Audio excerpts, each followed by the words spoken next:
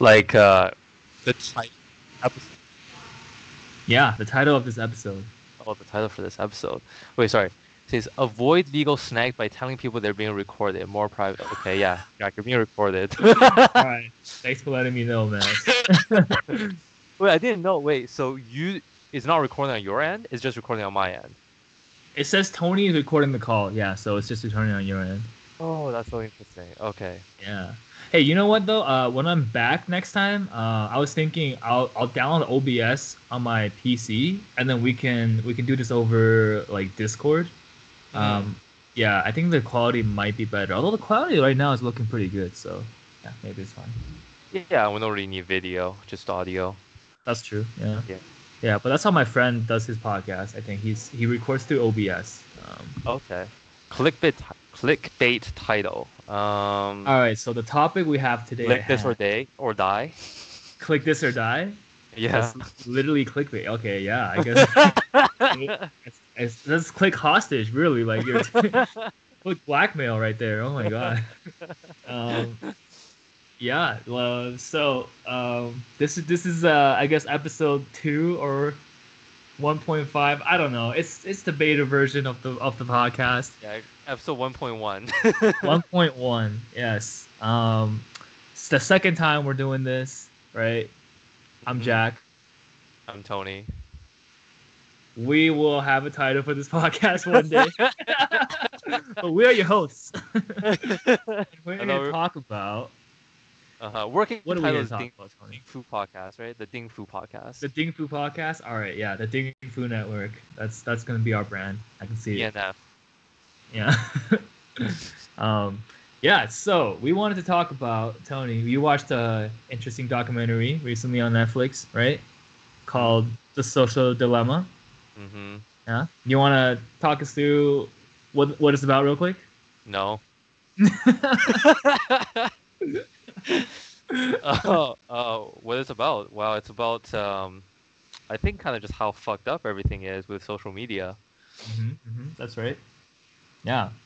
So the social dilemma, if you haven't seen it, it basically goes to the perspective of, I guess, a teenage kid or a kid in high school, and goes from it kind of shows you an extreme version of what happens when someone spends too much time on social media, gets influenced by targeted ads and radical ideas online from, I guess, niche corners of certain parts of the internet, like Facebook groups. Mm-hmm. And it kind of shows how people are easily influenced and manipulated by fake news, and how basically social media algorithms are designed to make you click through and scroll more. It's like a feedback loop, right? Like preying on your emotions to get you addicted, essentially, to anything. If the news is fake, so be it, right? Doesn't matter. All that matters is you're clicking and you're generating ad revenue. So Yeah. yeah. I think the central theme they were getting at was sort of like, it's really the business model that's wrong, right? The business model of like advertising, and the attention economy of like they make money off of people spending time on their website or on their app, right? Right. With really not much regulation, and so no, like, any way that they can get you to spend more time on the app and to be able to manipulate your behavior, right? The better it is for those companies.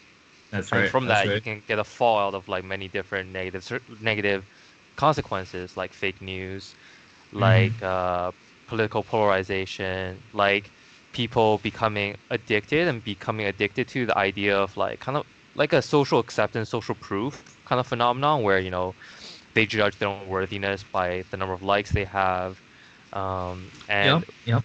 and all this results in people like not spending time kind of outside of their phones and outside of their technology, right? Yeah. Yeah, you brought up that interesting thing where they had this really cool kind of way that they filmed it, which was like a parallel with the storyline, which is like this kid who's addicted to his phone and Right. he's living at home and like he's starting to like miss soccer practice and things. He's like not paying attention when eating dinner with his family. At the same time, they're interviewing all these, like, I guess, people who used to work at these companies, who are Yep, now trying to yep. make a difference. Hmm. Yeah, so I really like the way that it was filmed. I definitely think it was made for, I would say, a younger audience because some of the imagery and metaphors they use sometimes were quite not so subtle, if you know what I mean. Like, Really? Like what? they had the whole analogy like people literally controlling like robots controlling things in the person's brain, right? And they were Oh, like, yeah. yeah, like all that stuff. I think it was to. I think it for kids it would have been really cool to see. There were definitely parts where I thought, okay, I get it. Like Yeah, this is spending a not lot how of it time. works. Yeah, sure. I think Roll your I've eyes, heard but that like one of Facebook's defense against this movie was literally they were saying like, oh, this movie kind of misportrays hmm how AI and how the technology actually works. Right? I'm like, okay, well, like the whole, it's not their point that there's that's not these the three point at men all. behind the screen, manipulating everything, It's right? Like that. like Facebook puts out that statement, but internally they're like, shit, they're onto us. How do they know? Yeah, it's like Mark Zuckerberg, like some Yeah. other two random dudes. They're like, oh my god, who's leaking this? Actually, no, all three of them look the same, so it's just Mark Zuckerberg, right? They just It cloned Mark him. Zuckerberg clones, man. What I think this thing goes far deeper than any of us realized. This is what do we call this? Clonegate? Okay, yeah, yeah, Yeah, yeah. actually talking Everything. yeah, talking about like Clonegate, and the fake news aspect of it, right? Like when there was that clip where the man went and with a gun to the pizza store, right? And the police Oh yeah, officers were like arresting him, and one of them was like, "What are you doing here? What are you doing here?" He's like, "Oh, I'm just making sure nothing's going on." What do you mean? What's going on? The pedophile ring. It's like, the what? And what? the other guy's like, "Oh, Pizzagate." He's talking about Pizzagate. Like it spread so far, right? That even the Yeah. police knew about it. Do you remember that in real life? Because I remember that happening like in real time. Like this is like during the 2016 elections, I think, right? Like just crazy times, man. The influence of what it was 4chan, right? That started, I think. Like the influence of certain parts of the internet is insane. Yeah, and it's crazy how easily people believe things. Uh, it's really easy to sound smart on the internet if you put in a little bit of effort, I think. Mm, And that's the dangerous thing is if you just put in a little effort, have some good vocabulary, and link a few articles, you come off as very well researched and convincing your argument.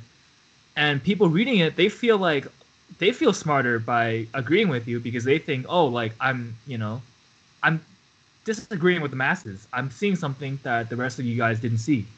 So it's like I'm part of this secret little club where I get it. I'm woke, right? mm-hmm.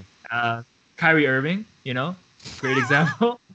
Great example of someone who probably reads a little too much, stuff on the internet and thinks he's smarter than he is, And I think, yeah, that's an example of someone how easily you can be I manipulated.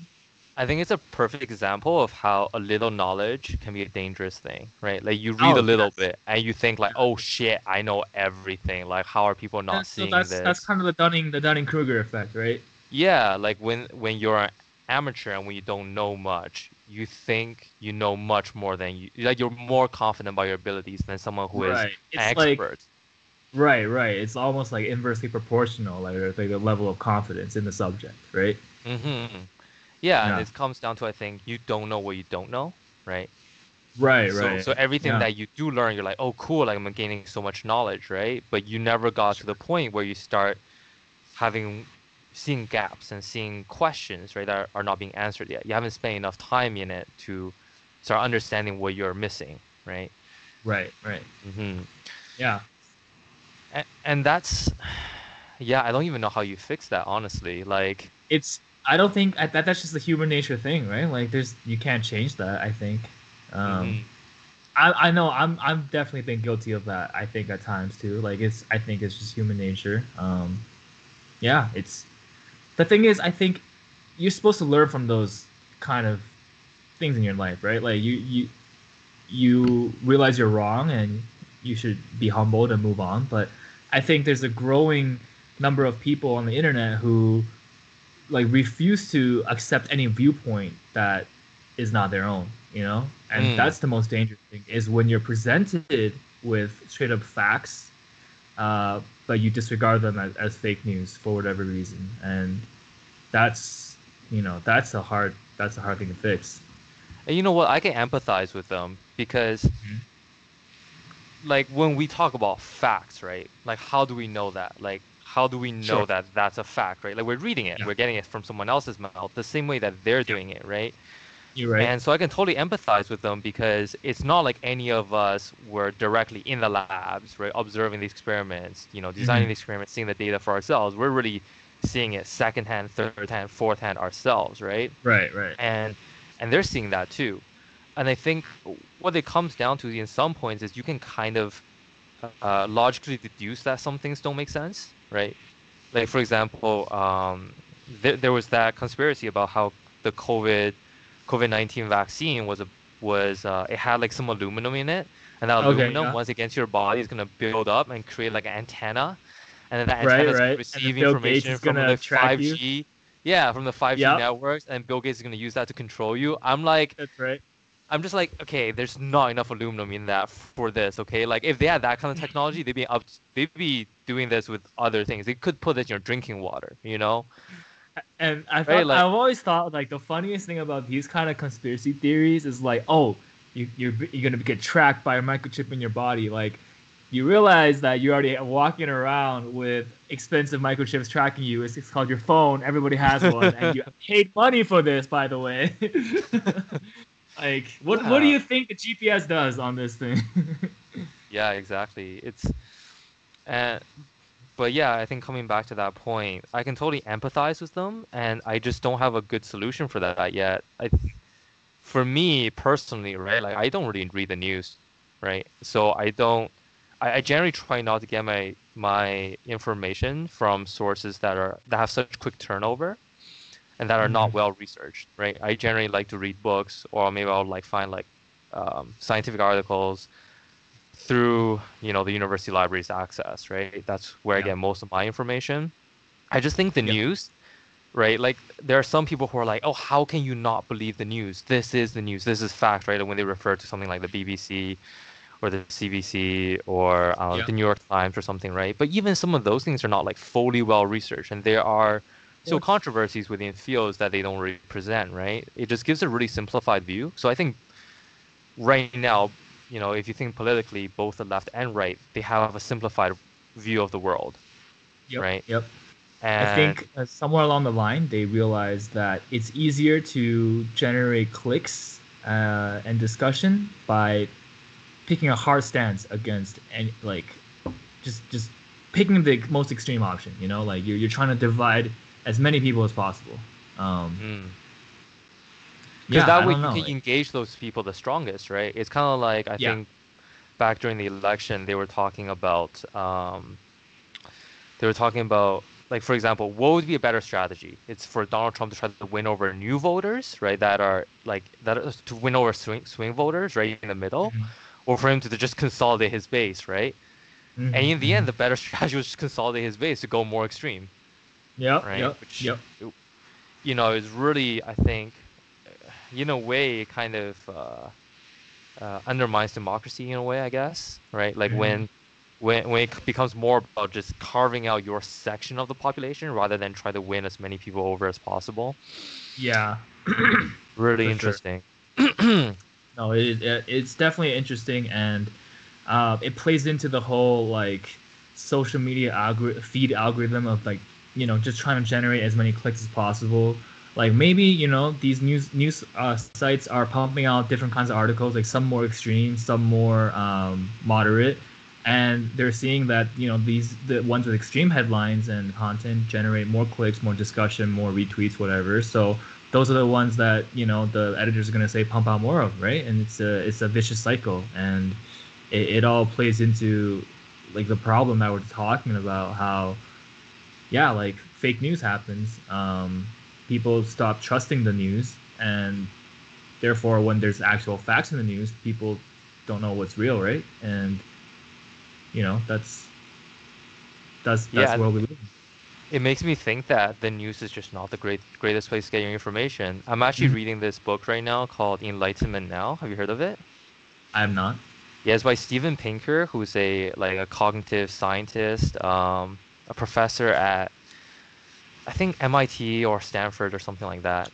Okay. Anyways, I've heard of him a long time ago because I took a cognitive science class when I did my psych degree.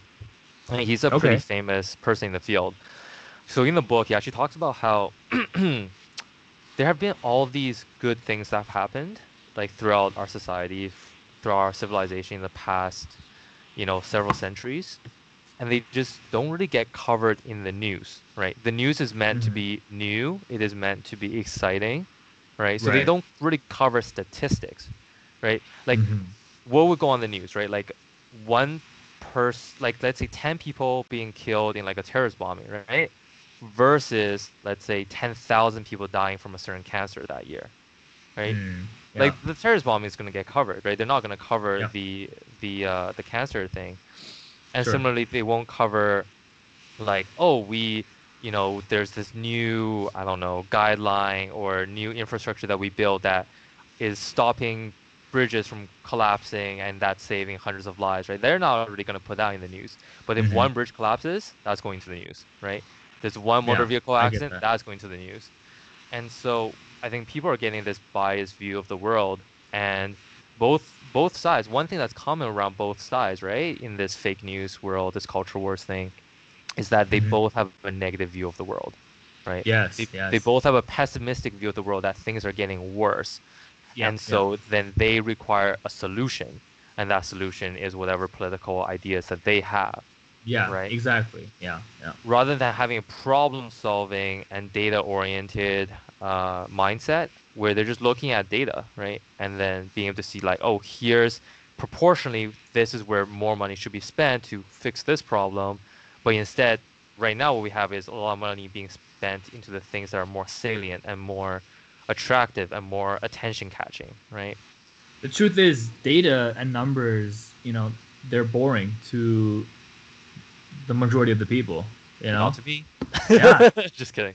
You're wrong. That's I would love for it to be more uh like that, but like you said, what gets the views is the topics that divide the people.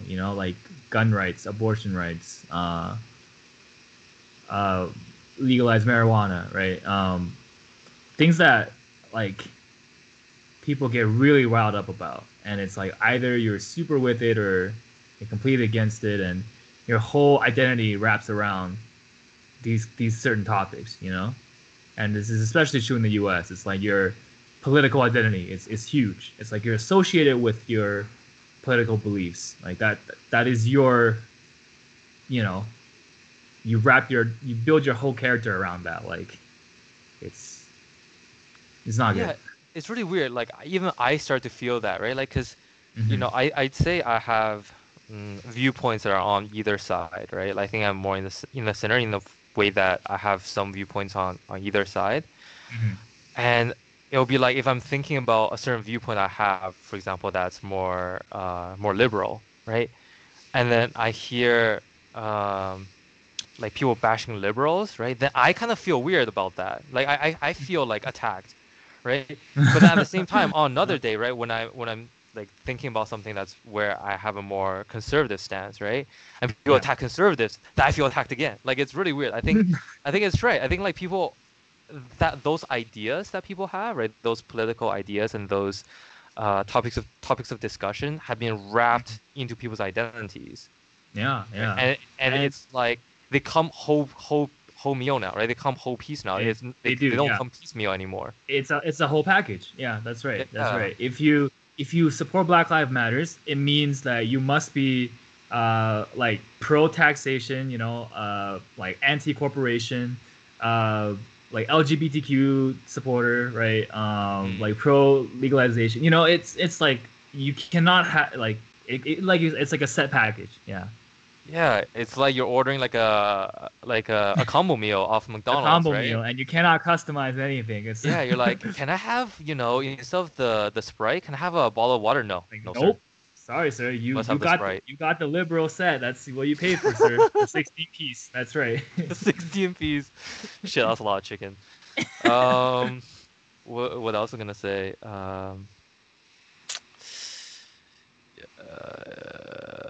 Yeah, something along those lines of like how everything come together. Because then on the other hand, I have a story actually. Okay, Mm-hmm. so there were recently, so there are these staircases in Edmonton that a lot of people like to use to exercise. Okay. Right, there are these long staircases. They kind of go into the parks, go into the towards the river valley, right, in Edmonton, that Mm-hmm. people like to exercise in. But at the beginning of the pandemic, the city put out signs that were like, "Hey, do not do repetitive exercise here during COVID because you're Right. spreading the virus," right? And so Sure. one time I was going for a walk near the river valley, and there were these three people that were just going up and down, up and down, up and down, right? So I came down, I went to do my thing. I was coming back, and they were still there going up and down. So I Yeah. stopped and I kind of talked to them like, hey guys, like, there's actually like just a freaking sign there, right? And if you want to do Mm-hmm. exercise, there are like an infinite number of ways to do exercise, right? Like if you can Yeah. run hills, like there are hills everywhere, right? That don't include Mm-hmm. staircases that people use to get to places, right? Yeah. And you know what one of them said? One of them was like, hey, oh, so you must also be in favor of like closing down all businesses. You must be in favor of like, higher taxes. You must be in Yeah. favor of the lockdown and all this stuff. I'm like, no, dude, there's a fucking sign, just follow the fucking sign. Like, Yeah. you, Yeah. you, you don't have to pigeonhole someone into like this, I guess, like identity or like this Mm-hmm. viewpoint set that you see them as, right? Like, Mm-hmm. we can talk about each individual thing, and in this case, it was just so clear, right? Like, people. This is a highly trafficked area that people use to get to places. So it's very narrow, so it's probably not a good idea to run stairs here, and there are signs, blah blah. Yeah. There's a lot of whataboutisms in these kind of arguments these days. Mm-hmm. Yeah, and people, yeah, people paint a whole picture of you based on a single stance that you take on one single subject. Mm-hmm. Um, yeah, and like it's interesting sometimes. I'm on Reddit, and like the political subreddits are typically very left leaning, right? So Yeah. out of curiosity, sometimes I'll go check out like our conservative because that's never on the front page. But I'm curious like the opinions on the other side, right? Mm-hmm. And a lot of times the, both sides they try to paint themselves as like the more rational critical thinking side, and the other side is like the emotional like uneducated like votes based on rap or like supports basically they have the same view of each other, like they both think the other side, they're both saying the same things about the other side. um Mm-hmm. uh, but they both think that they're like completely opposite and there's no like reconciliation, especially like the left-leaning subreddits. They think like the GOP is like the scum of the earth, they should all be locked up, they're all criminals, like it's Mm-hmm. just so extreme is Do you what I'm remember in saying, the like. Social Dilemma when I think there was that one Republican guy who was like, the Democratic Party is a crime syndicate. Oh yeah, basically, yeah, exactly. Like it's so hostile, and even the actual politicians are playing into this, getting their fan bases or getting their bases riled up, Mm-hmm. attacking each other on social media. Like there was that controversy where one of the GOP senators like called AOC, right, Uh, Alexandria yeah, I think so. Yeah, Scott, yeah, yeah, yeah, yeah, yeah. right? So Mm-hmm. she's the reason she's so popular is because like she's a millennial, right? And she's very trendy on social media. Like she knows how to use Twitter, kind of like Bernie Sanders, really. So she resonates with the younger, more progressive. She's like a young woman of color, right? Yeah, Who's a yeah, progressive, right? Yeah. exactly. So checks all the boxes, Mm-hmm. for someone to spearhead the spirit of these liberal progressive like views, right? So Mm-hmm. um yeah, so I believe a GOP senator called her a bitch, like on the floor, like this was public, and it became like a pretty big controversy because you don't expect that Where's from a the civility, politician. right? Like, Yeah, yeah, and multiple multiple other Republican senators came out and like defended what he said, or basically downplayed what he said. It was like, oh, it's just locker room talk or whatever, like it's the same way they defended Trump when he said grab him by the pussy, right? Like, uh, yeah. And I think it's insane where like the length that you will have to go to justify the politicians that you're supporting, and this the same will go for both sides, right? Like the Mm-hmm. demo like liberals will also bend over backwards to defend any democratic like politicians. So it's like, wow, the mental gymnastics sometimes that you have to go through to justify this. Like it's okay to admit, you can be a liberal and still call out some bullshit, right? If Mm-hmm. you know you see it, and it should be the same vice versa. Like there should be some level of accountability, and I feel like that has completely disappeared. Yeah, people are taking sides, right? And going back to the social dilemma, there was that like graph, do you remember, where they had like the two overlapping bell curves, right? Yeah, Of yeah. like liberals and conservatives, and over the years they just completely move apart, right? I think I had heard some recent polling that said 80% of Republicans think that the election was rigged. Oh, yeah, yeah. I think you're right. Yeah. Most Yeah. Republicans think it was rigged. I mean, I feel like it was inevitable. And there was that part where that dude who was the president of Pinterest was Mhm. like Oh, like in the shortest term, he thinks the biggest threat is a civil war, right? I'm like, wow, that's insane. And yeah. but I can see that. Like, I've Honestly, I can started to, kind of see it. Yeah. yeah, because I think both sides of this view that, their viewpoints are just so good and the other viewpoint's so evil that Exactly. It's like it's become like the other side is evil. It's not so much like, oh, I disagree with your viewpoint. It's like they are wrong and they cannot they're be not right. only wrong, but they're evil, right? They're Like they have evil. Like, bad intent from the beginning. yeah, it's like they're out to ruin this country. Both sides think that the other side is like colluding with Russia and China, and you know. Yeah. A-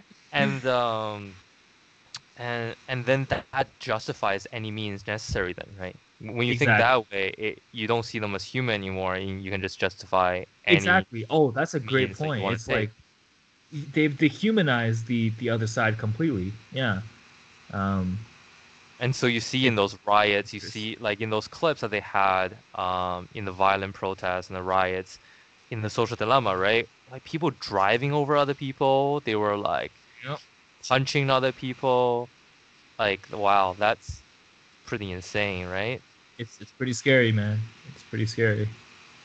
Yeah, I wonder what Uh. the solution would be. I've heard of this thing where I don't remember if it was in Taiwan or Singapore, but I think they have some kind of social internet credit system where these moderators will they won't reward you, for having a quote unquote good opinion. What they would um reward you for would be if you try to reach out to the other side, or if you demonstrate Okay. like a desire to reach to the other side and to um communicate both sides of something, right? Hmm.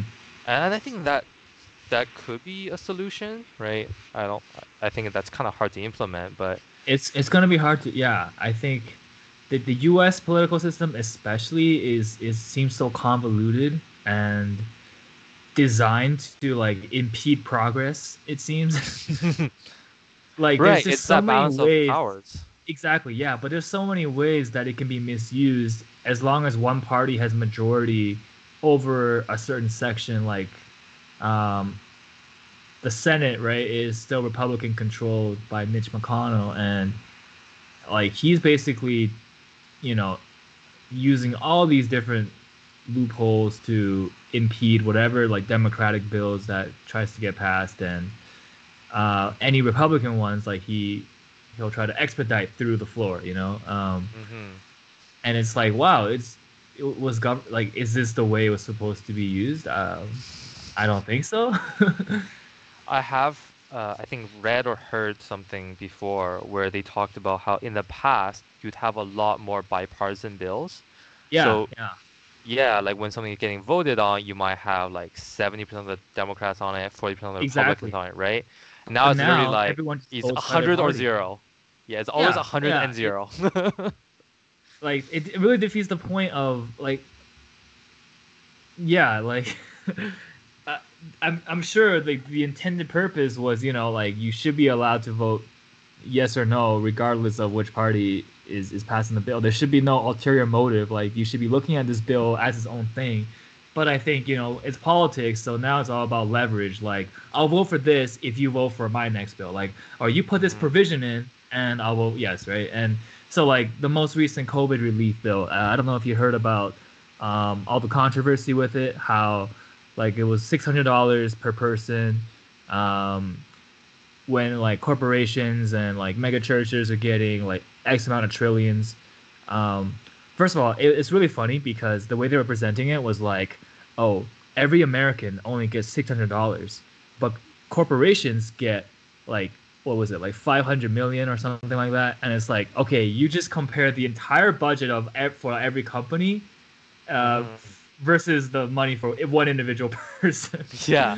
Yeah. Like, very misleading.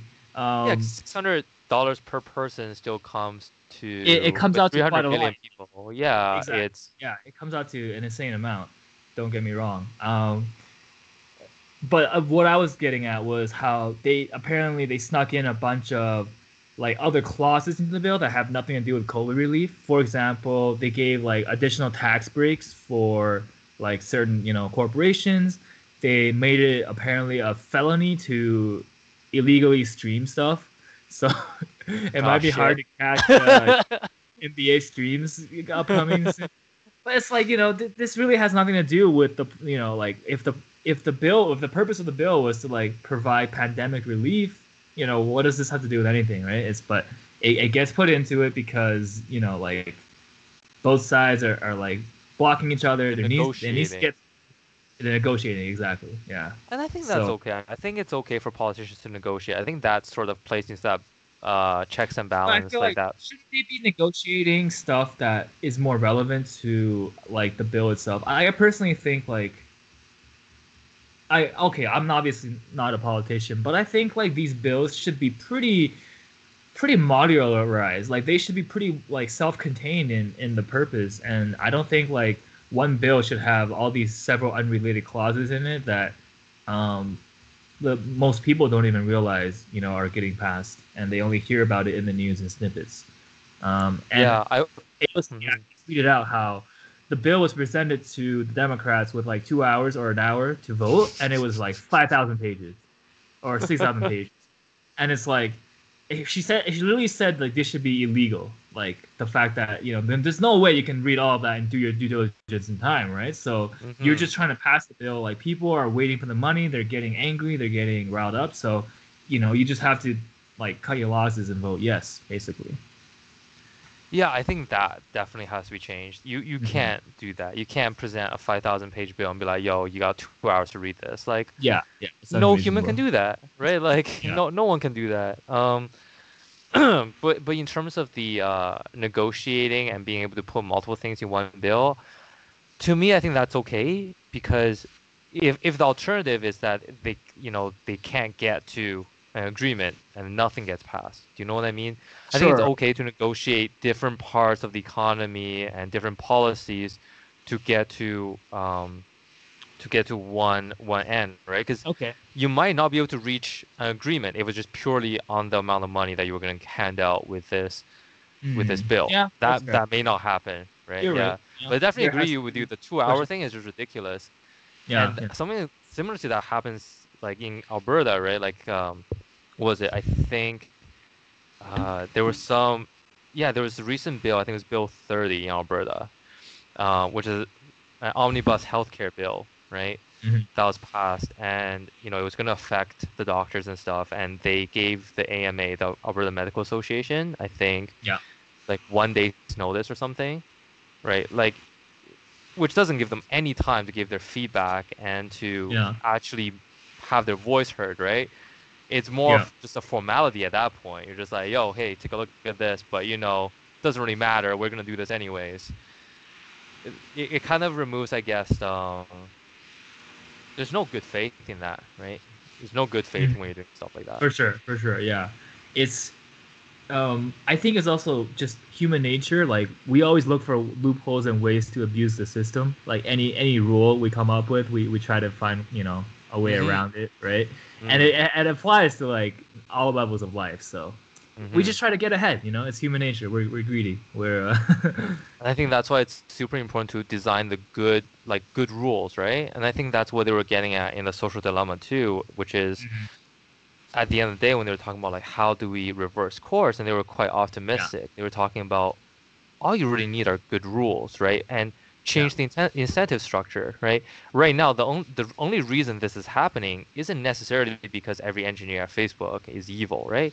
It's yeah, because the business model works this way, right? It's the same yeah. thing with kind of like a carbon tax, right? Like if you don't price Mhm. in the cost of the damage to the environment, then the incentives aren't necessarily correct, right? They're not really correctly calculated, and people are Yeah. just going to do whatever they're incentivized to do, right? But if you're Hmm. able to change the incentives, you can really change a lot of things. Do you think That part of the problem is how ultimately, every company is profit driven, right? Um, like for the sake of money, in this case, incentives, right? We're willing to disregard the potential damage that we could have um, on the economy, on the environment, on people's, state of minds. And so, do you think something like a tax, but for social media, is that something along the lines of a solution? I And don't how would really it be know. implemented? Yeah, I don't think I've really read enough into that to give a good answer to Hmm. what the best policy would be. Um, Because it's easy to say we need to change up the business model, but hmm there has to be a viable alternative hmm where it makes sense, like for these companies to be willing to switch over. Because if this is the most profitable, if this is the most efficient way to generate revenue and the most consistent, then that's what they're going to keep doing. Well, when the government is able implements regulations, whether that's through a tax to change the incentives, or through regulations that completely outlaw certain things, right? I think those can work as different things. Like you just talked about, like the companies have to be willing to change, right? But if you implement a law, it's not so much that they're willing to change, it's that They have they to change. have to change, Hmm. right? Now, let me ask you: do you think some of these companies are, in fact, too big to stop now? Are they too big to be regulated? I don't think so. I mean, like, aren't they like, didn't they bring like an antitrust lawsuit recently against Facebook, Apple, Google? Yes, but I would say that this is not the first time that these tech companies had to, like, be questioned or be sued, and I feel like a lot of times, or at least some of the times, it's definitely just a bit for show. It's to like Hmm. appease people because going after big corporations that plays well with both Republicans and Democrats. Like Right. people hate Facebook and Amazon, and it's like it's easy. It's an easy way to win favor with your base, right? So I would say like you see those like Congress hearings where they question like Mark Zuckerberg and you Oh know yeah, a few years ago, where it's like, Senator, we run yeah, ads. That one. yeah. It happened again this year with like not just Mark this time, but also Jeff Bezos and Sundar, sorry, Pakai Sundar. And I think Microsoft. So I forget Microsoft CEO's name, but I think he was there too. But yeah, like I think a lot of times they do this big show of like oh look we're cracking down on these big corporations, but the end result is they're still doing whatever they want, right? I don't really see anything changing with their business models. And in fact, most of the times, like the people who are interrogating, like asking the questions, they own stock in these companies. They own Hmm. quite a lot of shares. So isn't it in their best interest for these companies to continue what they're doing? Well, I didn't know that was a thing where they were allowed to own shares and still question them. I thought that'd Yeah, be a yeah. conflict of interest. You would think so, Uh, but yeah. but when it comes to, I think the questioning from a few years ago versus now, I think the big difference was that that was a hearing. This is a lawsuit that's been brought forth already. Okay. I think there is a difference there.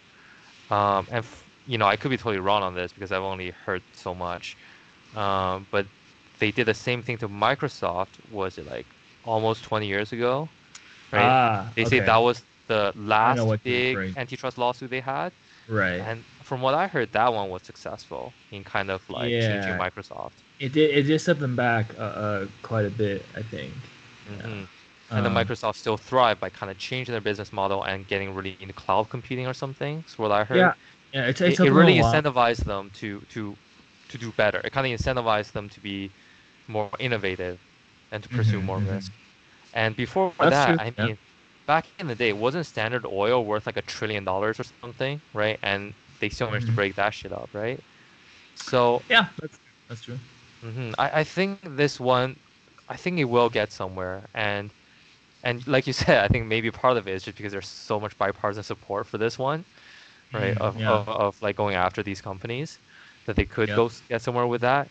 Now, the antitrust is one thing. I don't think the antitrust solves the business structure problem, right? The antitrust just hmm solves the kind of some of their anti-competitive behavior, like Facebook buying Sure. Instagram, Yeah. and Apple's, favoring all their apps on their phones and like charging their 30% on apps and stuff, 30%. Yeah. Yeah. and Google having like something like 80 to 90% of like search ad of the search hmm ad market. hmm Yeah, I don't think that solves a fundamental problem, right? I don't know how you attack social media use. It seems hard to me, right? Um, yeah, it's really hard. Maybe there has to be like a screen time limit or something. Now that's a slippery slope right there because you can think about how easily that could be abused, Abuse, yeah. like start with a screen time limit on social media apps, then it becomes a hmm screen time limit on your phone, period. Then it becomes a screen time limit on any of your, like then corporations are allowed to use it to control like how much time like you can spend at work on, like yeah, it's once you open that door, it could be really scary, and Yeah, people will what else definitely could be they do? against. I've heard this other thing before where they can, I think, just not allow those companies to serve up super targeted ads, Yeah, so one thing that could be true is like making the feed less unique, maybe. getting them I to think about track your data less, maybe. Yeah, yeah. Privacy is definitely a big concern. Like at least being very transparent about, like if you are potentially being tracked, like letting you know and giving you the option to opt out. hmm Um, but full transparency is something really hard to get, I think, with these things. There's already such low trust between consumers and like these big companies with regarding this, that even if these companies were to tell them outright, hey, look, this is what we're tracking, this is what we're not tracking, I personally think people will have a hard time believing exactly what they say. um, I've seen articles and I've seen comments where people say like, oh, look, like Google said they're not listening, but if you say like, hey Google, you can see they're still listening, blah blah blah, stuff like that. Sometimes it's just people getting confused, sometimes they might actually be right. But bottom line is there's just already such, big mistrust, this from sentiment from consumers, that With it's gonna this be hard. specific policy, I wonder though whether or not that even matters, right? Like if the companies aren't allowed to track you, period, right? No matter what the consumer thinks, right? If they're not able to track you, they can't serve you as targeted ads. They can't give you Yeah, as targeted of a news feed, right? And that does solve some of those problems without the consumer even being kind of involved. that's true. Yeah. Yeah.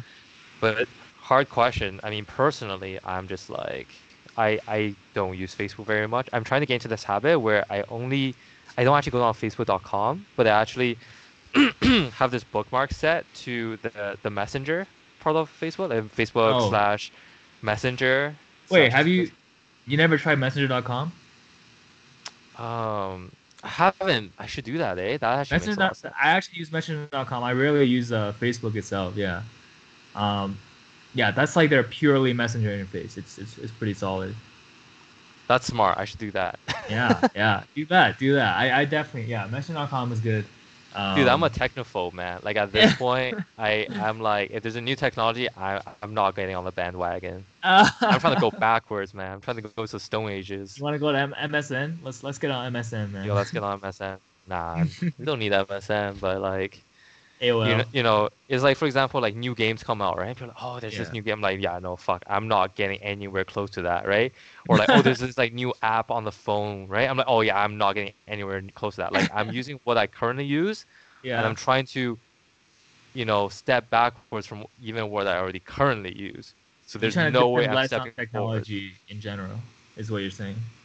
Yeah, like I think, using technology for certain things. There was that really good part of the movie where Tristan Harris talked about the concept of a bicycle, right? Mhm. Where the bicycle is just a tool, it's sitting there waiting for you, right, to use. Yep. Yep. Whereas Facebook, Instagram, Snapchat, all of these things, right? Netflix, right? Hmm.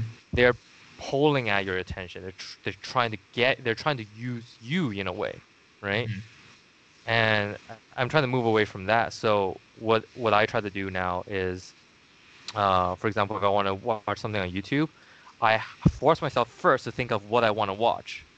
Then I Hmm. go and find it, rather than going on the page and be like, "Ooh, there's this. Ooh, there's that. Ooh, there's," right? Like then you just spend so much time going through things. And Yep. Yep. similarly, the reason with using the messenger rather than the newsfeed, the same thing, right? Like when I want to message someone, right? Yeah. Or when I'm expecting a message from someone, I can go on the messenger, right? Yeah. Rather than Agree. going on that website and just seeing if there's notification, right?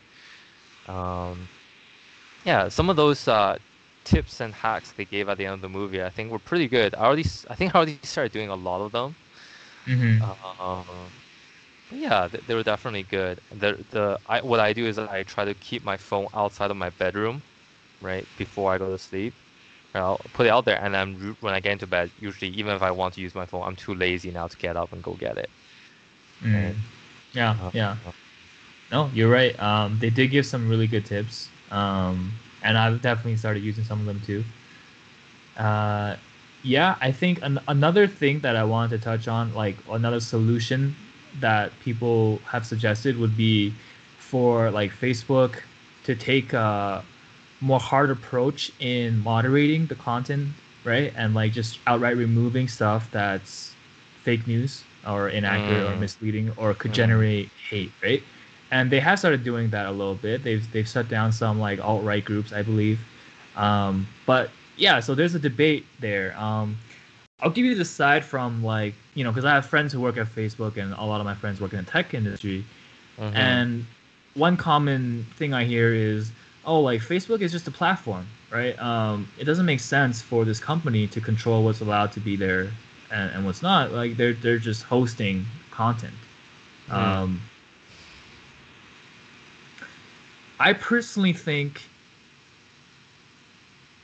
it's a slippery slope as well, because once they start moderating content, then they can start censoring stuff outright too, right? So mm-hmm, it is slippery slope. Like I get the argument of saying like, look, like Facebook should be this neutral third party. It's a platform that's aggregating this content for you and presenting it to you, but it should have no influence over the content itself. Um,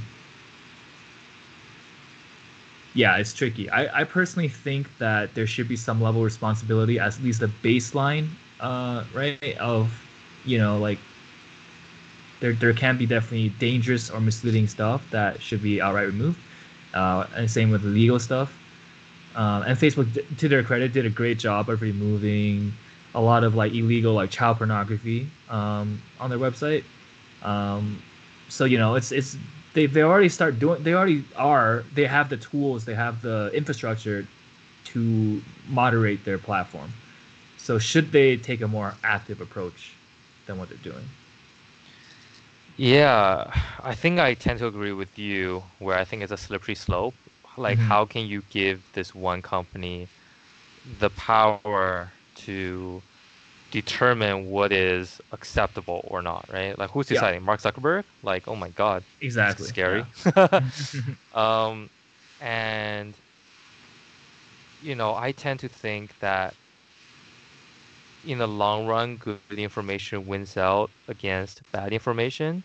The problem is when the bad information spreads super fast, like they were saying in the movie, like 6 times as fast, and then Yeah. cause immediate harm, right? And then become difficult to change people's minds. Now, I think people's minds will eventually change, but I think the problem is it will do irreparable harm in the short run, right? Mm-hmm. That we want to prevent anyways.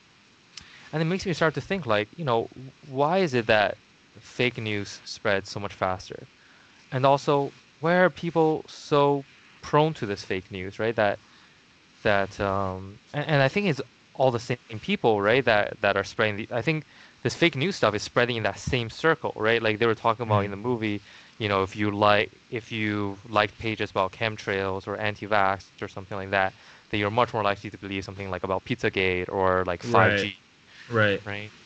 There's something else there. I think there's some kind of underlying problem why people are falling for it, right? Is it because they're Mm-hmm. Mm-hmm. uneducated? Is it because, well, to me, that seems to be the most Likely. plausible, most Mm-hmm. likely for me, that just knowing what I know for now, is that seems to be the most likely. And is there a way to change that, right? Like, that seems to point towards an underlying problem of having this huge uneducated population, right? Mm-hmm. Mm-hmm. For example, people who vote for Donald Trump were like much more likely to be uneducated, right? Yeah. Yeah. And I think they're much more susceptible to fake news. Now, in the long run, as the new generation grows up and they've had received really good education, that will start to drown that out. But in the meanwhile, you've got all these like middle-aged, uneducated people, right, who are spreading this stuff around. And I wonder if there's something the government can do or individuals can do, like charities or nonprofits can do, to do something to, educate them in some way. But are they even Mm-hmm. receptive to that? Yeah, I wonder if there's a way to solve the problem at the root cause, right? Because I Yeah. think that if everyone's educated, I don't think Facebook would be, all this fake news wouldn't be as big of a problem. Like if I saw Sure. Sure. 5G stuff, chemtrail stuff, right? I think I'd be less likely to be susceptible than those people, but again, who knows? Mm-hmm. Yeah. I think that's a great point, definitely.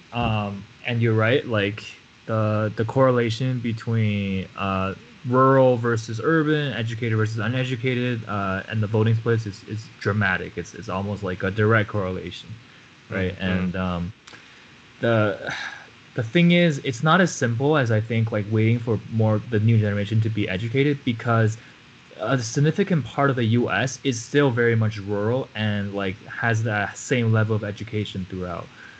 Like Mm. I don't know, I forgot if I told you, but like when I'm in Washington and I go out of Seattle, like I'm on road trips to go and I go through small towns and I see a lot of Trump flags and a lot of rednecks, and Hmm. this is true pretty much everywhere. Like even in very liberal states, the non-metropolitan cities are very rural and very right-leaning still, and so Hmm. you have this like essentially half the country which is quote unquote uneducated compared to I guess the rest. um Hmm. so it's a huge infrastructure problem. Like it's not going to change, even within the course of a few years. It would take like a lot of time and like money poured into it that the government is just not going to allocate. Mm. um and another scary thing is I think some Republicans have this mindset that like higher education is actually a bad thing. Um, Mm. like anti-science is a sentiment among some Hmm. Republicans. Yeah, Hmm. so credit to the GOP. They've managed to turn education into a scare tactic for their base to keep them uneducated. So that's another scare. That's another thing. And also, last thing, I think even educated people can fall for fake news. Like, I Mm. mean, Kyrie Irving, Yo, I don't is he know. educated though? Well, Duke is the top 10 school in America.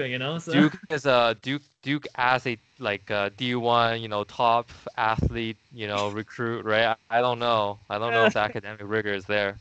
yeah, but like I think sometimes like there is this kind of feeling of people wanting to be feel smarter than their peers, right? So if they look at conspiracy theories, the appeal is like they're seeing something that like the rest of the people do not, and it makes them feel like they're smarter.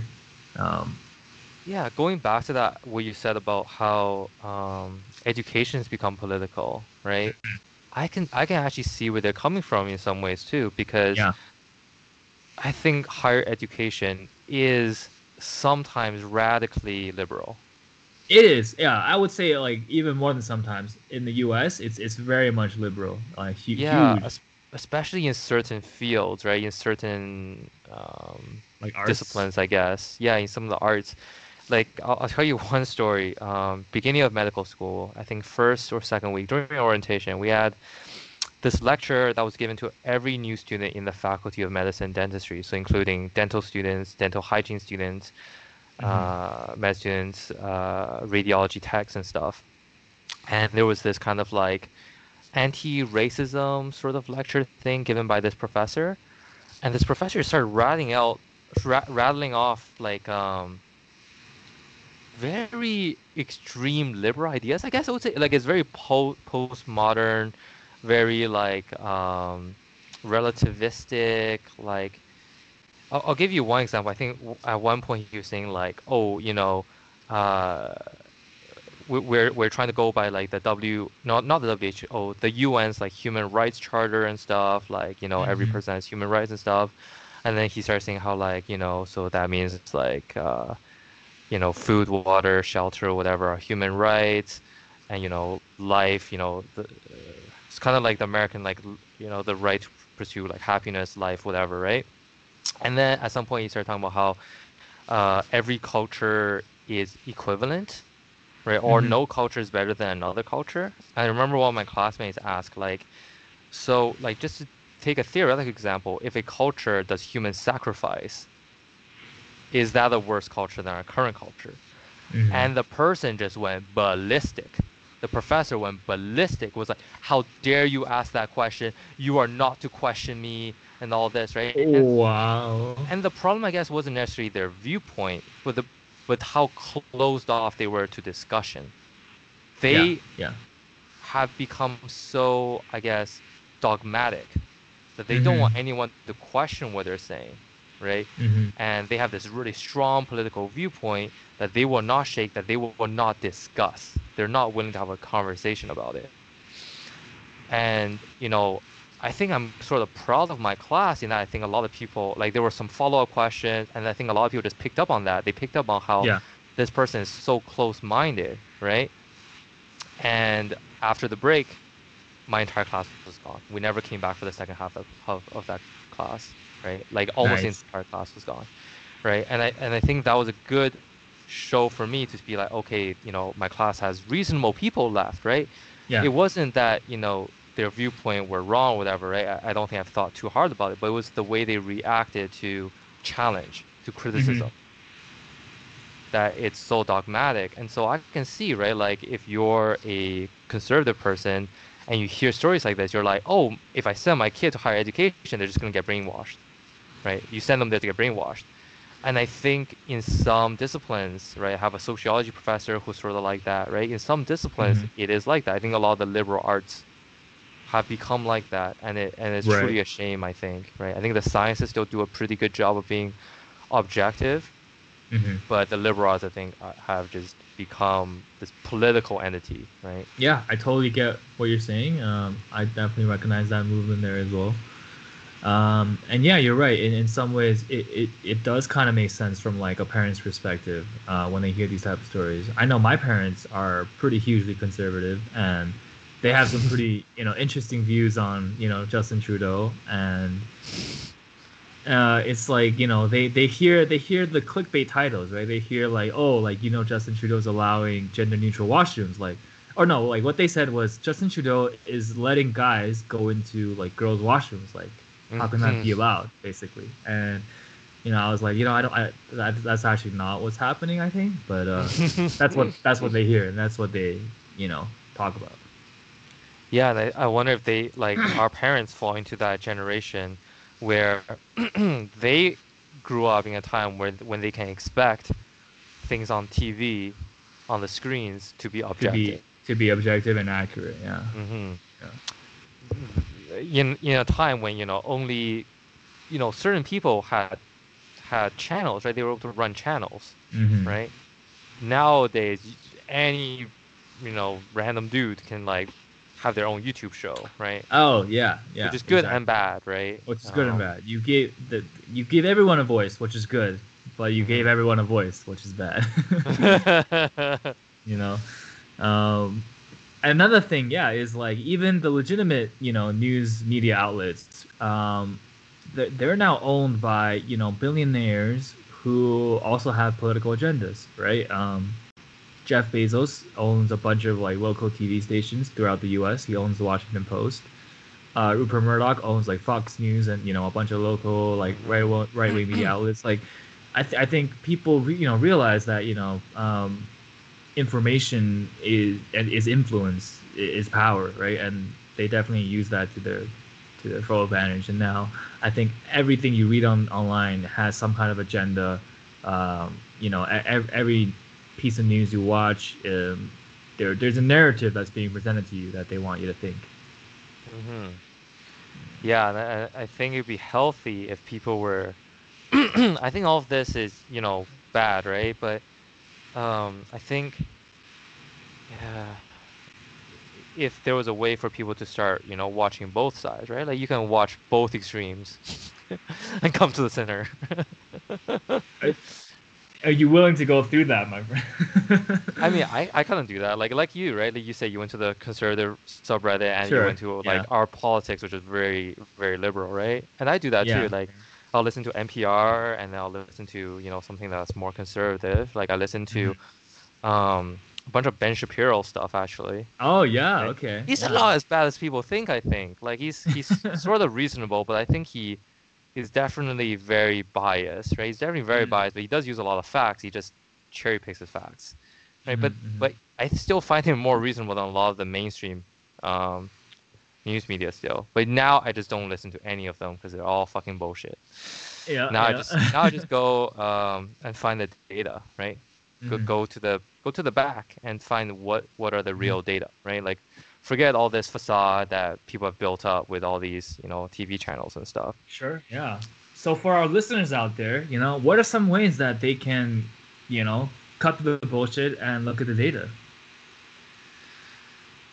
Politically, I think it's difficult. But I don't think I really look at political data. Um, for me, my interest lays a lot of it in medicine, right? A lot of it in technology, a lot of it Sure. in economics, and some of it in politics too. What I first of all do is read books, right? Hmm. Rather than watching these short pieces that keep on talking about the same thing but in various ways, go back and find something long, right? Something that's long form. Hmm. And, I think there are some podcasts now that are, 2, 3 hours long, right? I think a lot of Joe Rogan's are like 3, 4 hours long now, Yeah. Yeah. right? I think that's a good place. Like there are some medical podcasts I listen to, like Peter Attia is also like 2 hours Mm. long. Yeah. Yeah. Um, and so that's, I guess, if you want something that's like in a podcast format. If you want something, more serious format, I think books are great. Audiobooks are great. I borrow a lot of Hmm. audiobooks off of the public libraries. Yeah. Highly Uh, recommend audiobooks because I think one problem I have with books is the amount of concentration you have to put into physically reading. But audiobooks, it's a great way to multitask. You can pretty much do anything else while you listen to an audiobook, and still mm-hmm. be able to, be productive. So, I do it when I'm cooking or working out or commuting. Just yeah, highly Yeah, recommend. generally I don't like to multitask as much. Okay. Yeah, I don't think it's like great for my mental health kind of thing. Like I think it Oh, overloads my brain eventually, right by the end of the day. But that's I'll fair. do it, and I go on for very long walks. I go on for walks that are like an hour and a half, 2 hours long. And so during that Hmm. time, it's a great time to go through Agreed. like Yeah, many yeah, chapters of an audiobook, right? totally Um, agree. uh, finding primary source. I don't think everyone's trained to do this or know how to even do this or even have the access, but I go through, my library's access, my university's library's access to Hmm. get a hold of primary articles. Or sometimes I just search up statistics, and you can find statistics on governmental websites, non-profit organizations, for example, around healthcare. If you try to look for, Foxnews.com. if you look up cancer stats, right, you can find it on all sorts of things. I think like cancer.org. In Canada, the Canadian government's website has a lot of data as well, which I guess some people might not trust if they're anti-government, but um, yeah, yeah, I think we really just got to train ourselves to wean off of this idea of instant gratification, of Hmm. having such easy access to information because it's poor quality information, right? Yeah. It's like fast food, it's like fast information. And that kind of brings up to this, I guess. I don't know how long you want to do this episode for, but there was definitely one thing I want to talk about, which is social media, how it affects our lives, especially as young people, Hmm. and how it's affecting our friends and that implication on people's sort of like life, their career, their growth, their development. And what I'm thinking about is, a lot of guys around our age, right, at home playing video games all the time, Hmm. and that time takes them away from going out and meeting new people, takes them away Hmm. from looking for meaningful work, takes them away from reading things and growing, right, developing their minds, and Hmm. going out finding a girlfriend, right, starting a family, all those things. I think in some ways our maturation has been stunted by all Hmm. of this easy access to things. So what I'm talking about, you know, easy access to pleasure through video games, through pornography, right? Hmm. Um, in the movie, in Social Dilemma, they talked about how young people nowadays, they are going out on less dates, right? They're feeling more Right. lonely. They're going out and meeting people less. They're withdrawing from their activities, right? In the movie, the guy's basically like, sorry, he's withdrawing from his soccer team, right? Yeah. Yeah. And, they're becoming more physically inactive. And down the line, this is going to have so many public health consequences, Hmm. right? Which they're going to pay. They're making a lot of money, I guess, but they're going to pay for it eventually. Yeah. Yeah. Hmm. I think it is a great point to bring up. Um, I think when it comes to our friends specifically, Hmm. I don't know if social media itself was a. I feel like a lot of it is like Yeah, the no, not social personality of media. some of our friends, and yeah, gaming is definitely a big part of it. Um, yeah, there's definitely like a sense of complacency, I think, with some of our friends. Um, where they're pretty content with their day-to-day Hmm. life, and Hmm. they're like they don't see a need to change it up. They don't feel Hmm. like they don't feel a push, Hmm. um and yeah, probably gaming is definitely a big part of that. Hmm. um I think like lately, I would say, due to the pandemic and everything, I wouldn't completely discredit games as a waste of time. I think it's still like it's a useful tool to um, be able to still hang out with your friends. I think connect with them on a way that you normally wouldn't be able to just by talking with them. Like, talk. I think talking and catching up with people is great, but there's ways you can bond through gaming, right? And I would Hmm. argue that if it wasn't for games, then I would not have been able to keep in touch with some of my friends that I have over the years. And that's just partly because, like I said, I'm not very good at just reaching out to people and saying hi, like what's up. For me, like gaming happens to work as an outlet for that. But I agree. There's definitely everything should be done in moderation, right? Anything can become addictive and abused if you're not careful.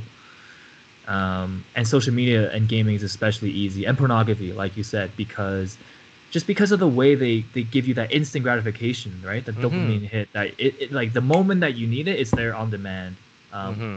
and it's just easy access, like you said. And I think you're right. It is a big problem, and it's going to be a huge problem for the younger generation. I'm thinking about like our kids, right? And they're going to be growing up like everyone around them is going to have a smartphone by like the age 6, like before they could walk, right? Their whole lives will be digitized. You know, um, we at least were able to go through pretty much all of high school without this becoming too big of a thing yet. You know, Mm-hmm. Mm-hmm. like we kind of know what it was like before, but people growing up now, what this is the new normal. Like to them, like they won't see anything wrong with this, right? Like this is just the Mm-hmm. way it has always been for them. So that is super scary. And I would hope that I'm able to keep my kids in check and make sure they live a balanced, healthy lifestyle growing up.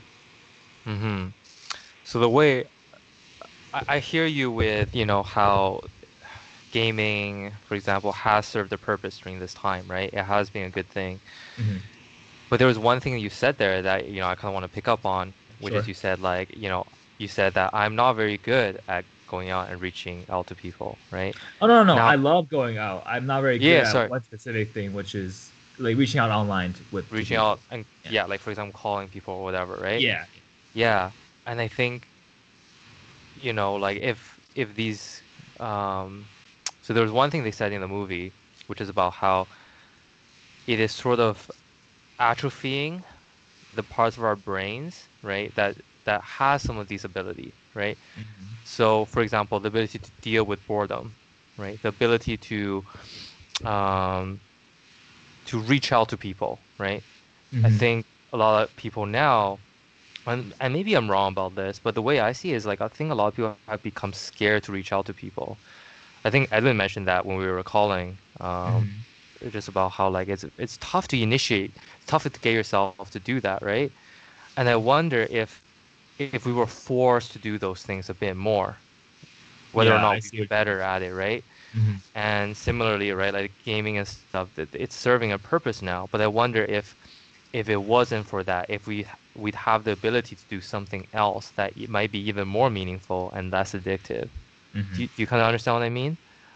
I understand what you're saying, and I Mm-hmm. definitely agree because I can see like my parents like they they're good at um like regularly calling family relatives back in China and stuff, and just even their friends because that's all they had growing up, right? That's the only way they could Mm-hmm. stay in touch, and so they're good at that.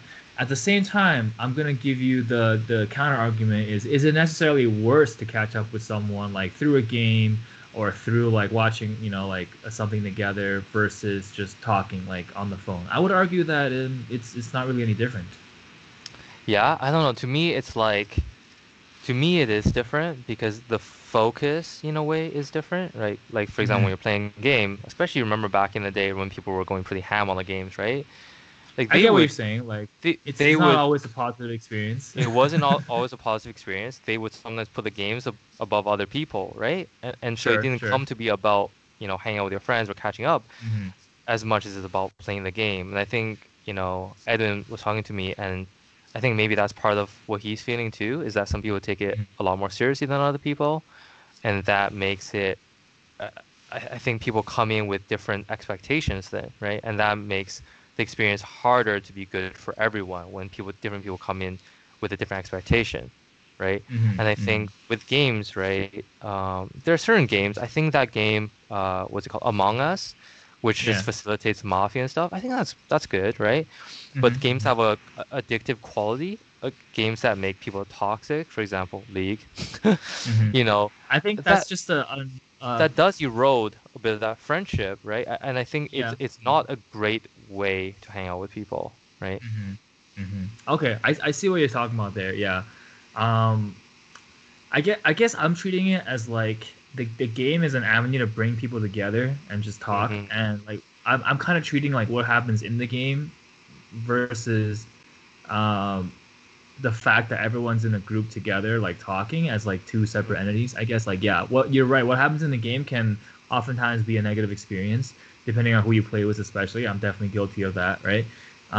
But I think overall I've it's been a lot of fun like playing with the Calgary guys. Like Mm-hmm. we usually do like nowadays it's way less try hard. Like we all like just do random roles and we pick random champions, and we like for the most part like sometimes I'll get tilted but not at like each other. I'll get tilted at the enemy, like, oh my god, this guy keeps killing me, right? But I'm Yeah. trying to, like, I don't want to direct my negativity towards like my friends and stuff.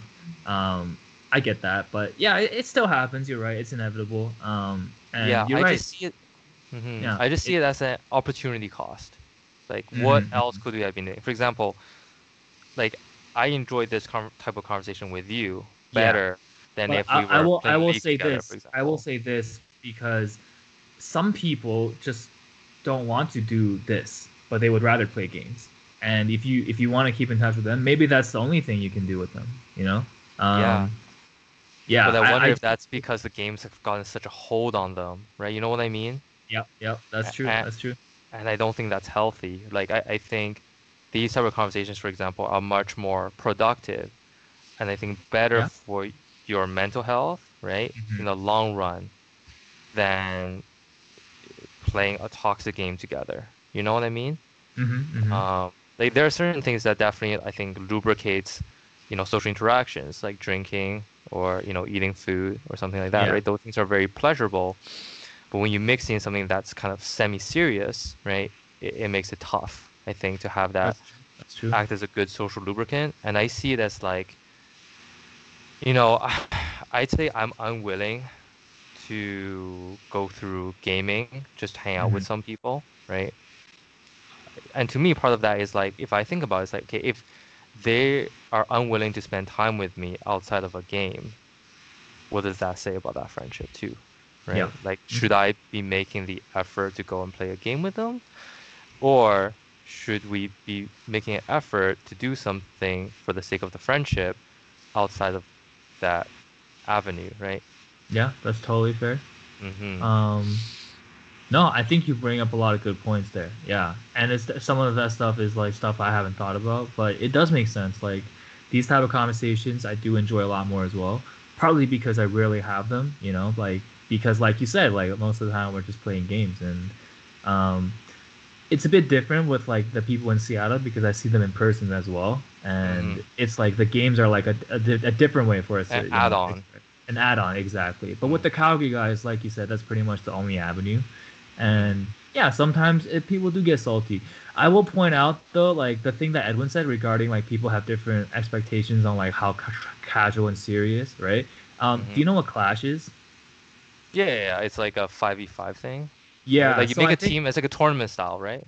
Yeah, I think that the problem is that like Edwin's part of the Clash team, and so Mm, because it's like a tournament style that happens like every couple months, I think mm, people do tend to be more try hard because you're right. actually trying to compete and there's like Mm-hmm. prizes for placing. So I can definitely see like if Edwin's intention was just to hang out with his friends and like, Mm-hmm. because that's kind of what I meant by saying I don't know if he enjoys playing with us because I Right. think it's totally cool if we play casually like on a random weekday, but I think for Clash there's definitely a Mm-hmm. bit more serious tone, and then Mm-hmm. that's when the disconnect definitely comes in. So I agree with what you said. It's a really good point about especially mixing, like you said the word toxic. I'll use the word like competitive games, like games where there has to be a winner or loser.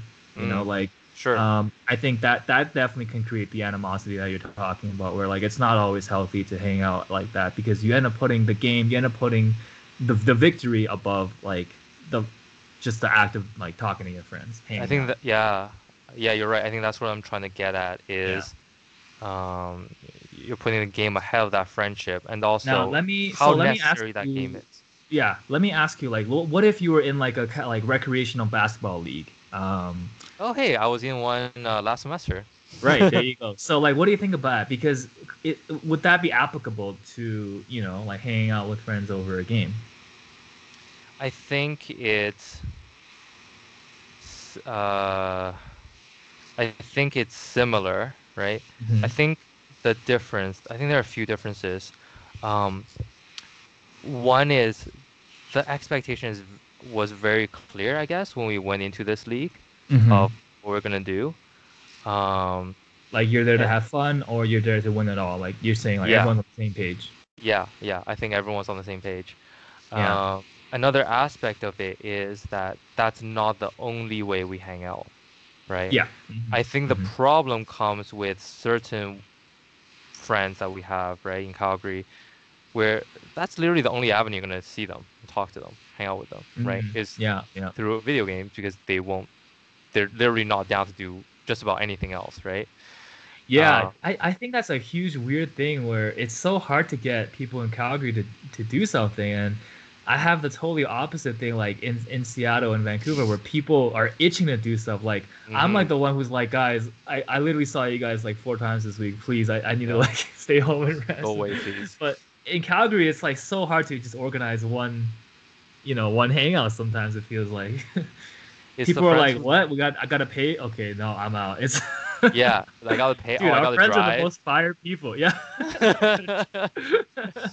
I gotta get outside my house. Oh, fuck, no. Yeah, I gotta put on pants. No, not today, man. Yeah, no, No, I totally had that feeling. I Like, get what you mean. Yeah, I think gaming is probably a big part of that. You're right. Yeah.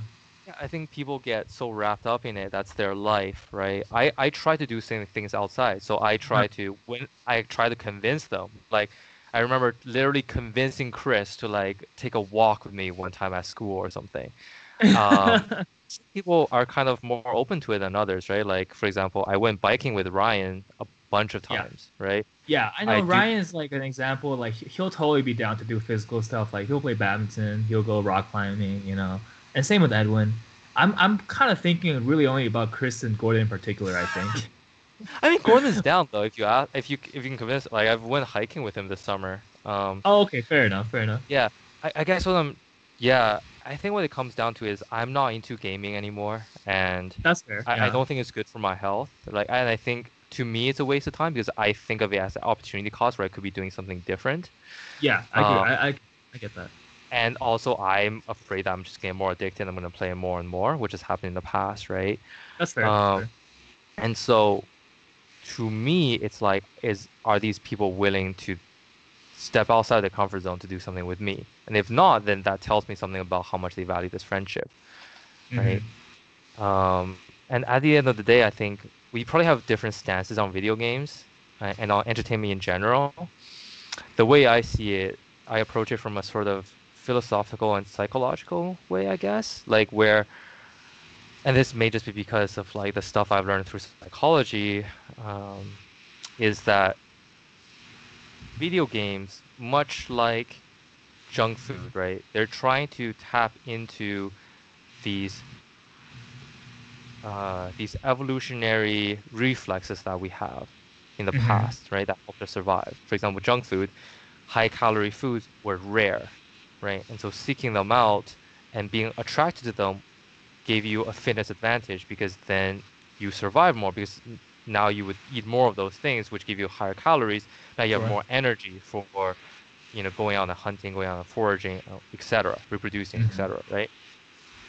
In the modern context, with abundance of high calorie food, it's become a bad thing because we evolved in a time when this stuff was scarce. Hmm. And the bad thing is that now, because it's so easy to get, people have gotten lazy, right? And people eat a shit ton of this stuff, so they get obese, right? Hmm. Develop type 2 diabetes, right? It's crazy. Like having seen what I've seen now about and learned about type 2 diabetes is not the disease I want to have, right? Like eventually, a lot Okay. of these people get their feet amputated. Oh, okay. I was not aware of that actually. Yeah, it gets bad. You can go blind and get your feet amputated. Yeah, because your nerves die in your periphery. So your nerves die in your foot. You stop feeling things. So maybe you I step on a see. nail or something and you don't know for weeks.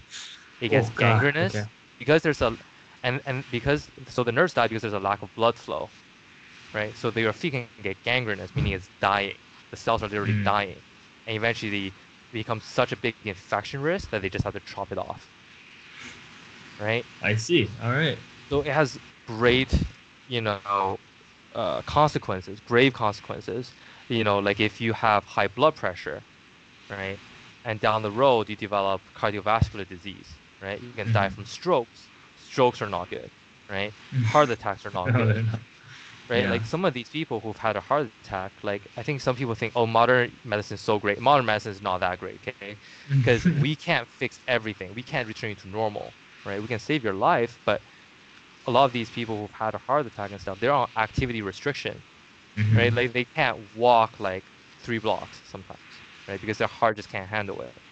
It's Mm-hmm. just not fun, man. It's not good. Um, oh, and this might scare people off, right? From developing high blood pressure. But so cardiovascular disease happens when you have like kind of these like plaques in your coronary vessels in your heart that supply your heart. So Mm-hmm. then your heart can't get enough blood and can't get enough oxygen, right? And so the heart vessels are pretty thin, and that's why they feel it. Now, you know where the vessels are even thinner? In your Where? dick. Okay, so you're gonna develop erectile dysfunction before you develop cardiovascular disease. Okay, so maybe Is that that will help you treat okay? it. Wow. Okay, that's kind of interesting actually. Yeah, people have started talking about like erectile dysfunction as potentially a canary in the coal mine for cardiovascular disease. Oh my That if someone goodness, has erectile dysfunction, you might want to check their cardiovascular function, right? that's crazy. Um, okay, but going back to that metaphor, so similarly, right? Like, why do we like games, right? I think part of it may be the social aspect, right? This idea of hanging out with people, right?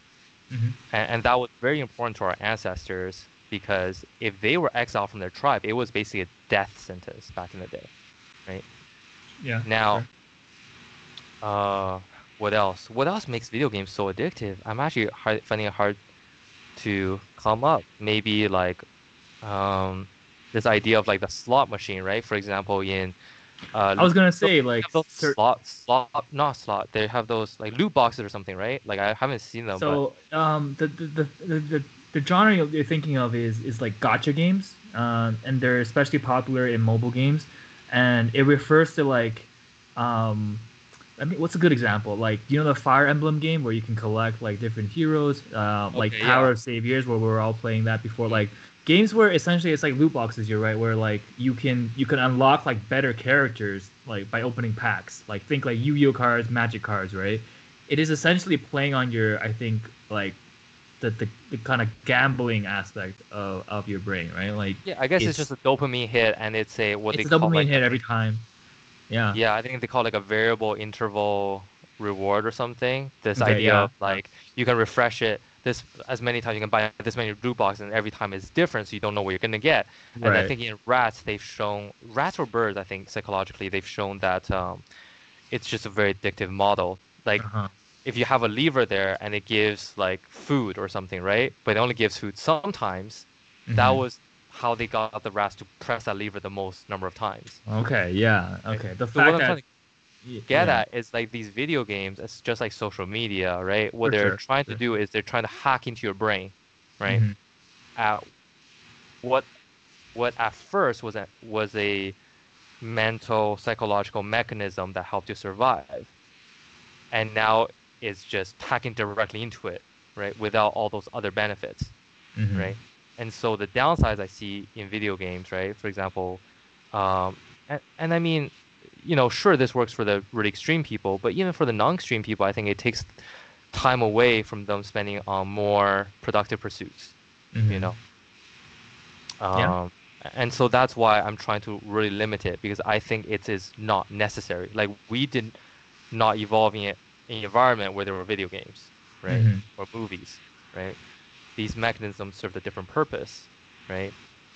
And people are just as happy, I think, right, when they're not doing those things because I think it refreshes their mind, kind of thing. Like it's like a drug, right? The more you use it, the more of a hit you need to get that same same dopamine effect, same pleasure response in your brain, right? Hmm. So now if we unwind, right, just like with pornography, if you unwind, then you sensitize yourself to other things in life that can give you just as much pleasure. I don't Yeah. think people end up becoming less happy. I think they remain the same amount of happiness, but they do other things, and those other things may be more productive and better for their health. Hmm. That Hmm. that's why I do it. That's why I try to get away from these things, is because they're just entertainment. They don't serve their original purpose. Okay. Yeah. I mean, that's fair. I think you probably have a slightly more extreme view of it than average. I think people generally recognize like that downside of things like video games and just media, like entertainment media in general, right? Like you consume it for the purpose of killing time essentially, right? The value Mm-hmm. gained is that you were entertained for X amount of time that you spent on it. Whereas the value you could gain from reading a book or reading some articles or going out for exercise is like better mental health, better physical health, better like improving your knowledge, that kind of stuff. That's what you're getting at, right? I think that's what I'm getting at, and maybe I have a more extreme view of it just because I think maybe I felt more of the consequences. I don't know. Okay. Like I developed chronic pain for a long time, right? And what I came to realize was, like the way for me to fix it was actually just a bunch of exercise. Like I was already very Mhm. active, but it actually wasn't enough. I And there see. were specific exercises that I could do and stuff, right? Similarly, I had knee pain from um, knee pain like when I run and stuff, right? Which is really weird because I'm extreme. I think you know that like uh, compared to You like love our running. friends and the average number of Yeah. people, right? I am quite active, right? But I developed Yeah. knee pain, and the cure for it wasn't to stop running. The cure for it to run more, to walk more, Oh, wow. right? Okay. Um, and so and maybe some of the guys, some of the other people haven't felt these deficits yet, but I think they will, Hmm. right? Because Hmm. let's say, a person thinks, oh, it's reasonable for me to just spend 3 hours playing video games a day, right? Or 2 hours, or whatever is reasonable. And back in the day, people were playing 5, 6, 8 hours, right? But Sure. let's say 2 hours, right? Now, if you work on a computer at work for 8 hours, Hmm. you come home and play video games for 2 hours, adding all the eating time, all the time you spend sitting in the car, how much activity you're getting, right? And what that leads to is like atrophying of your muscles so that when you do have to do exercise, now you're more prone to breaking things, right? And causing more wear and tear because your muscles Hmm. can absorb a lot of that force. But if they're atrophied, then your joints are absorbing those force, right? Hmm. Similarly, people, they might not feel like they're getting fat, right? But metabolically, they could still be seeing changes, right? That they don't feel now, but they will feel down the line, Mm. right? Add on to people's, spending time on their screen all the way up until bedtime, disrupting their sleep, right? Yeah. I think Yeah. Yeah. everything adds up, and I think like I try to reserve my screen time just for things that are productive, that kind of I have to do, right? Like Hmm. school, right? Or doing something like this, and try to avoid using it for entertainment purposes only. Hmm. And I Okay. still do. I probably spend an hour on entertainment a day, but I think that's probably drastically different from most people where they're on their computer and they get off their chair and they pick up their phone and now they're on Instagram, right? And they Mm. go sit on Yep. the Yep. toilet and now they're on, well, I hope you're not Snapchatting on the toilet. Maybe they're checking their Facebook news feed or something, right? I Yep. think it's extremely hard for us to change our behavior. And I think a lot of us don't feel the consequences right away. Just like in the social dilemma in the movie when they talked about how, like where's the existential threat, right? Like I'm just sitting on my toilet, scrolling through my newsfeed. Where's the existential threat, right? I'm clicking like on this thing. Where's the existential threat? But when you aggregate these things on a population level, there's a huge problem. And also down the line, there's a huge problem. Not to mention, I think, just the opportunity cost, just the waste that is induced by this, Hmm. I think pornography is probably a great example of this, right? Where people are getting satisfaction, like sexual satisfaction from watching pornography and just jerking off. And that deters them then from going on dates, right? Looking for someone Yeah. else. For sure. And having, like a partner can have other benefits than just sexual, right? And they're Hmm. missing out on that, right? Just the Yeah. number of people that are lonely, right? Even though they're so connected through their technology. It's incredible. There is this problem of a loneliness epidemic that we talk about in psychology. Hmm. Um, and they're equating the effect of it to the same as smoking, right?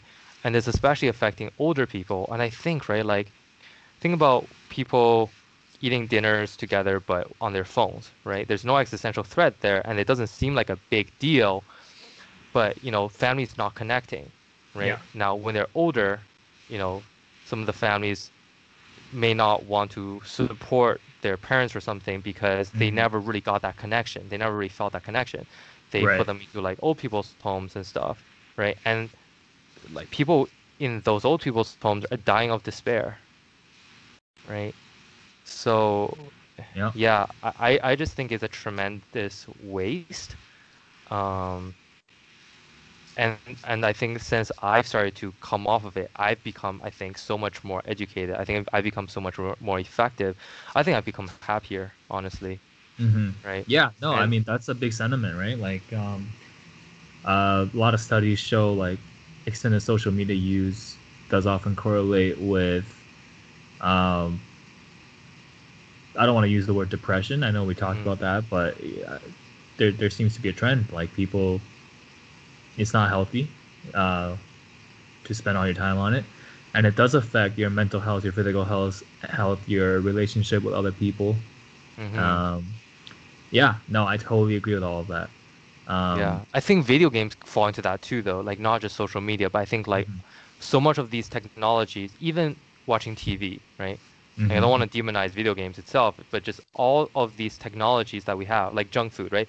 Where yeah, it's a substitute for what you actually need. It's a mm, shortcut that actually don't produce the benefits, that the original activity was supposed to give you. mhm. Yeah. Yeah, I think that's that's a strong point to end on. That's I don't have much else to add to that. I think that's very well put, and that is a huge problem. I think you're right. Um, I mean, what would you do to make sure that you know your future generations are safe from that? Are you gonna start your kids off with no computer allowed, no phones allowed until they're 20, 21? No screens. Yeah, no No screens screens period. till a very long time. Yeah. And I think when they start having to use it for school and stuff, I'm gonna make sure, whether I have to code it myself or I can get you to code it, I'm gonna code in, restrictions. Remember that guy from the social dilemma? He's like, I literally had to code like restrictions to cure, like he had to code restrictions to cure his addiction to Reddit. I think that's what we Right, need. right. And I think Yeah. there's more of that, those services popping up. Like I installed a Chrome extension at one point that restricted my access to certain websites, right? Yeah, yeah. I think I know the extension you're talking about, yeah. Because I think it's not about self-control. I think self-control is the last step you want to take. It's just so hard. I think you want to engineer the environment to make Hmm. self-control easy. I Like we see. know self-control doesn't work for dieting, right? Hmm. But if you engineer the environment to change so that, junk food wasn't so available and healthy food was available more, I think that would Hmm. make change, right? Hmm. Hmm. Similarly, I think I want to design environment for my kids in which the easy thing is the right thing. You Hmm. know, Okay, there's yeah. there's something that I did with my brother because I noticed. I'm like, fucking God, dude. I think a couple months ago I was back in Calgary at my family's home, and I think it was like 1 a.m. or something, and I go to use the washroom. I had it like or something. I came outside my room and I saw my brother's lights were still on. I'm like, okay, this Hmm. kid, you know.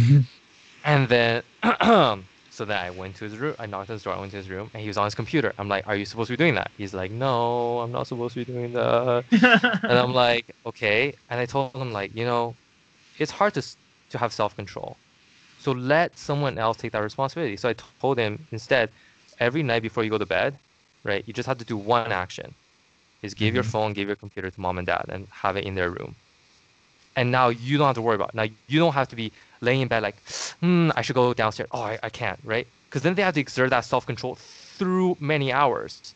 Whereas if Hmm. they just do that, have that one procedure, right, where they give the phone and the computer to my parents, right, before bed, and it's not in their room, then they can just be like, okay, well, I can't do anything about it. So then they don't have to exert that self-control.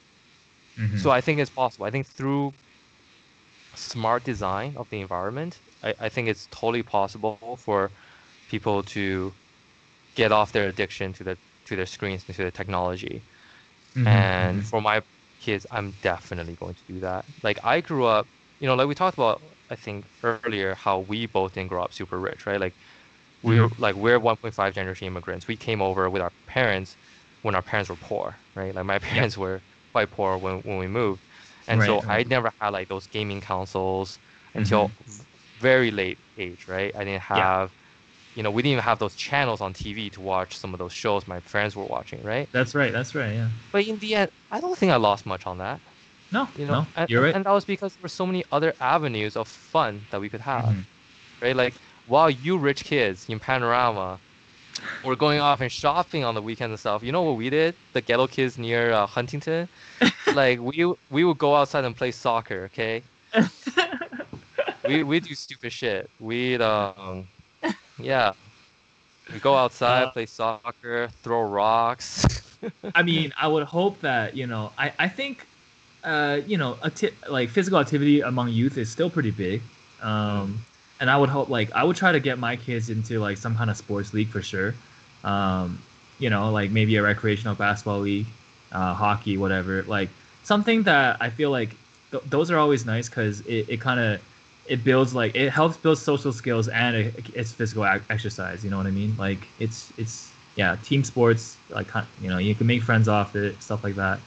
Um, my concern with, and I do agree with your approach as well. It's something that I would like be actively trying to do is like keep my kids in check when it comes to screen use of all cases, right? And just be aware like of the potential of addiction. My only concern would be like if they're of all their friends are hmm using this now, like talking about like, oh, do you see what happened on like whatever the new TikTok will be by then, like, hmm and then your kids will feel the sense of like being left out, and what if they start growing resentment towards you, because that oftentimes Find new happens. friends. But no, sorry, keep going. Yeah, I think that often happens when like your parents have good intentions, and they're restricting you from doing certain things because they want what's best for you. But as a kid, you're not really thinking about it from that perspective. You're just like, oh my god, my parents are so controlling. My friends' parents aren't like this. I hate them. That's one thing I'm afraid of. I have personal experience with that, right? Because Yeah. literally what you said, oh, do you see that on TV? Because I didn't have those channels. I was the kid that was really like, I don't know what the fuck you're talking about. Whether this was like, even when we were in China, we weren't super rich, right? Because my parents came from a small village. Like they were the first generation to get into like graduate high school and stuff. Mhm. Um, so I felt that, right? But you know what? I think we need to give kids more credit. I don't think they will resent you for that. I think I felt like I would whine about it, right? I'd be like, why don't I get that? Why don't I get a PS2? Why don't I get this, right?